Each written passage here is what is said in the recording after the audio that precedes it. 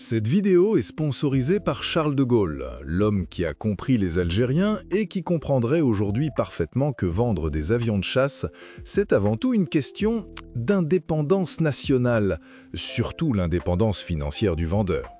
À la France, son fromage, ses vins et sa délicate manie de proposer des solutions militaires modérément efficaces à des pays en situation délicate. Le dernier acte de ce théâtre de l'absurde nous vient d'Éric Trappier, le grand patron de Dassault Aviation. Devant notre Assemblée nationale, ce VRP de luxe a suggéré, avec le sourire carnassier de celui qui sent le bon filon, que le Rafale pourrait être une excellente idée pour Taïwan. D'ailleurs, pour continuer à financer notre trésor de guerre et à huiler les rouages de la dérision, le lien de notre trésor de guerre est sur Patreon. Revenons à nos moutons volants. Taïwan, ou la République de Chine pour les puristes de la fiction géopolitique, doit remplacer sa flotte vieillissante de Mirage 2000, des appareils achetés il y a 30 ans, à une époque où l'on pensait encore que diversifier ses fournisseurs d'armes était plus important que d'avoir des armes qui fonctionnent de manière fiable. Car il faut le dire, l'expérience taïwanaise avec le Mirage fut une catastrophe à peine voilée. Entre les fissures dans les moteurs, les coûts d'entretien exorbitants et un taux de crash qui ferait passer à kamikaze pour un pilote prudent, 8 appareils perdus sur 60. On peut dire que le souvenir est amer. Alors, pourquoi diable remettrait-il le couvert avec Dassault? La réponse, mes chers amis, est un chef-d'œuvre de cynisme diplomatique. Taïwan est prise au piège.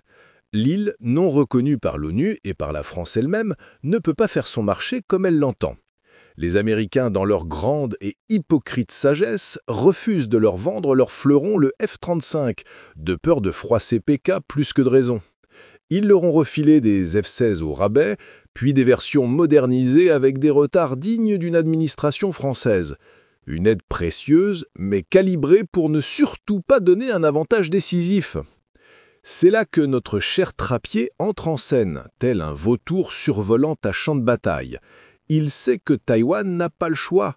C'est ce qu'on appelle la clientèle d'achat par restriction politique et isolation stratégique, la carpiste, une clientèle captive, forcée de se nourrir des miettes que les grandes puissances veulent bien lui jeter. « Vous savez très bien ce que veulent les Taïwanais », susurre-t-il au député. « Ce qu'ils veulent, c'est le Rafale.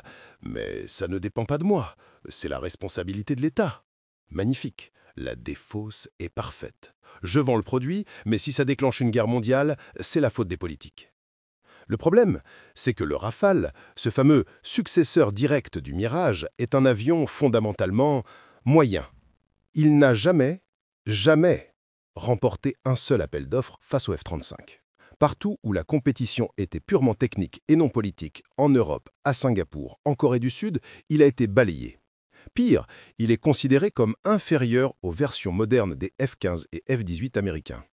Sa seule niche, son seul terrain de chasse, c'est précisément la carpiste, les pays qui ne peuvent pas acheter russe pour des raisons politiques et à qui Washington refuse de vendre son meilleur matériel. Si Taïwan signe, elle deviendra la seule économie développée à utiliser cet appareil, rejoignant un club très sélect de nations du tiers-monde. Charmant, n'est-ce pas? Mais le grotesque ne s'arrête pas là. On assiste à l'application parfaite de ce que j'appelle le POVERT, le programme d'optimisation des ventes d'équipements en retard technologique. On vous vend un appareil aujourd'hui en sachant pertinemment qu'il sera obsolète avant même la fin des livraisons. La Chine continentale, elle, ne joue pas dans la même cour. Elle déploie déjà en masse des chasseurs de 5e génération comme le J-20 et le J-35. Mieux, elle a déjà des prototypes de 6e génération en vol.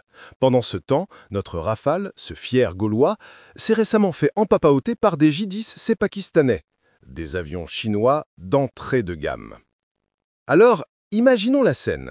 Nous sommes en 2032. Un pilote taïwanais, sanglé dans le cockpit flambant neuf de son Rafale payé à prix d'or, regarde son radar. Et ce qu'il voit, ce n'est pas un adversaire à sa mesure.